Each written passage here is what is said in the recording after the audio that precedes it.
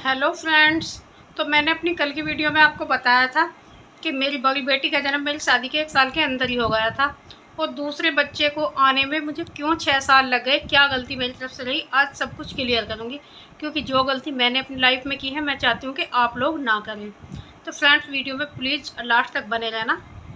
तो फ्रेंड्स, जैसे कि मैंने अपने पिछली वीडियो में भी आपको बताया था कि मेरे हस्बैंड की उस टाइम पे जॉब नहीं थी, वो जॉब नहीं करते थे। तो लड़के के लिए भाई सबसे पहले तो होता है अपना कैरियर।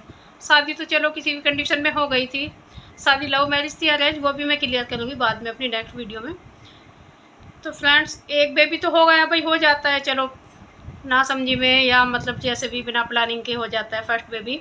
और उसमें हम चाहते भी नहीं है कि अपनी इच्छा से उसे कुछ ऐसा करें। लेकिन जब हम नेक्स्ट बेबी प्लानिंग करते हैं ना, तो उसमें हमारी बहुत सारी प्लानिंग खुद की रहती है कि भाई हमें कितने दिन बाद करना है।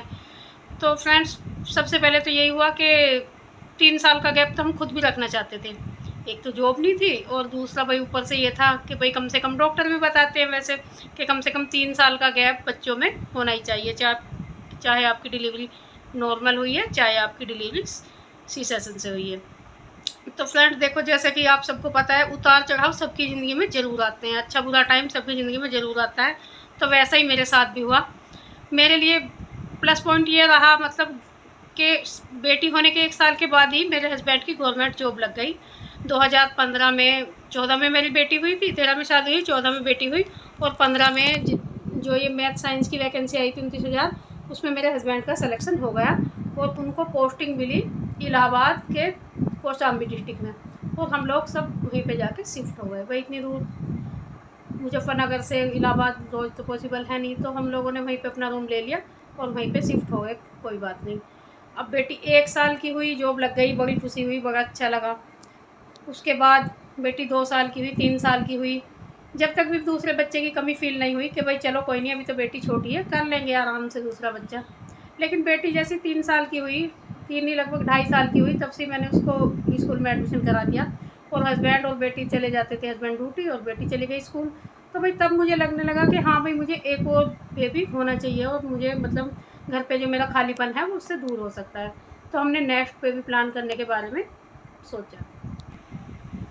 उसके बाद क्योंकि हम लोग अपने मतलब घर पे मुजफ्फरनगर में आते जाते रहते थे, तो हमने यही अच्छा समझा कि जहाँ पे मेरी बड़ी बेटी की डिलीवरी हुई है मुजफ्फरनगर में, उन्हीं डॉक्टरनी से मिलते हैं और उन्हीं से अपना आपकी बार जब हम मतलब प्लानिंग कर रहे हैं तो पहले से ही लेके चलेंगे। क्योंकि मेरी बड़ी बेटी जो थी वो थोड़ा अंडरवेट थी, 2 किलो 100 ग्राम सिर्फ उसका वजन था।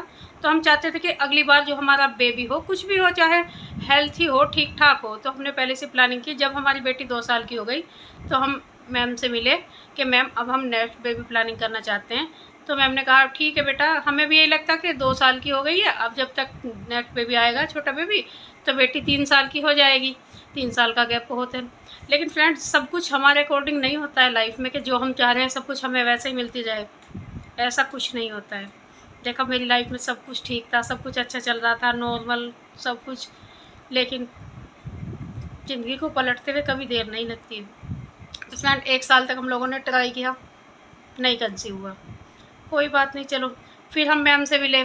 हमें लगा कि भाई चलो ये नहीं पकड़ पा रही हैं, इनसे नहीं हो रहा है, तो हम मुजफ्फरनगर छोड़ के मेरठ में, मेरठ की टेक्नोलॉजी यहाँ से ज़्यादा अच्छी हैं, तो हम मेरठ में आ गए। मेरठ में दिखाया हमने 2-3 डॉक्टरों को। तो अब डॉक्टर तो भाई अपने अकॉर्डिंग लेके चलते हैं शुरू से सब चीज़ें। अब घर वाले तो इस बात को मानने को तैयार नहीं कि अगर हमारी बच्चे में मतलब बेटी में या बहू में कोई प्रॉब्लम होती बच्चा होने में, तो पहला बच्चा होने में होती। और अगर उसको पहला बच्चा हो गया है तो उसको कोई प्रॉब्लम है ही नहीं। लेकिन डॉक्टर इस बात को मानने के लिए तैयार नहीं कि हो सकता है तुम्हें उस टाइम पे कोई प्रॉब्लम ना रही हो, आज के टाइम पे कोई प्रॉब्लम हो गई है।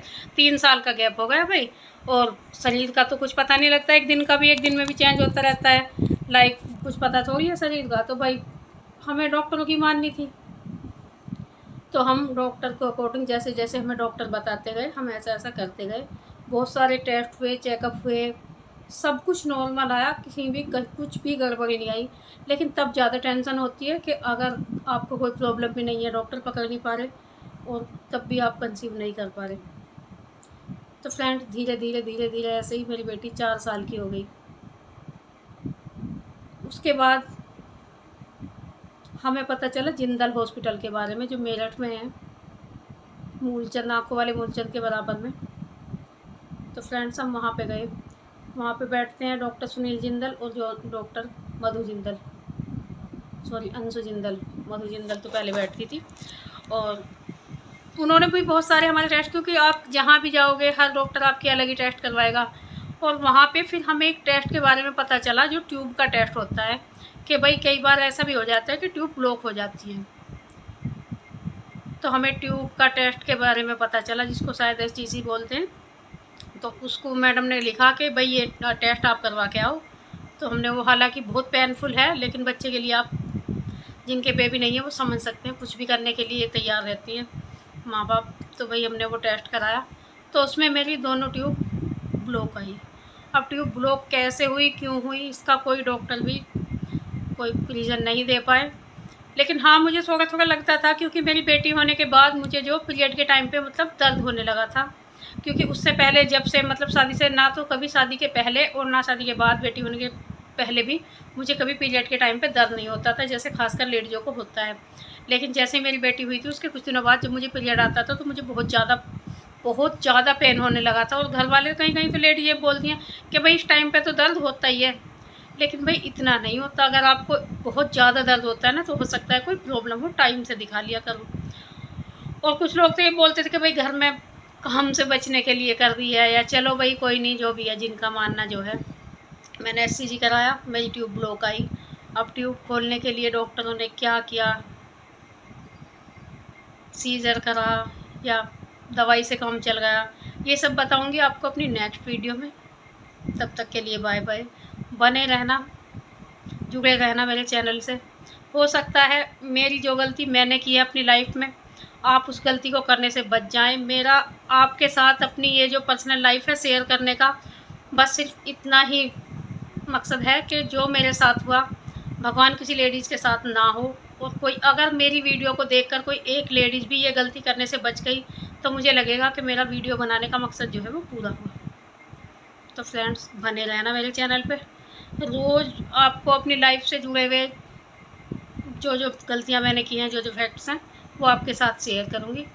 तो प्लीज़ वीडियो अगर अच्छी लगी हो तो वीडियो को लाइक करना। और अगर आप में से किसी बहन का कोई भी क्वेश्चन है तो प्लीज़ कमेंट बॉक्स में मुझसे पूछ सकता है। तब तक के लिए बाय बाय, टेक केयर।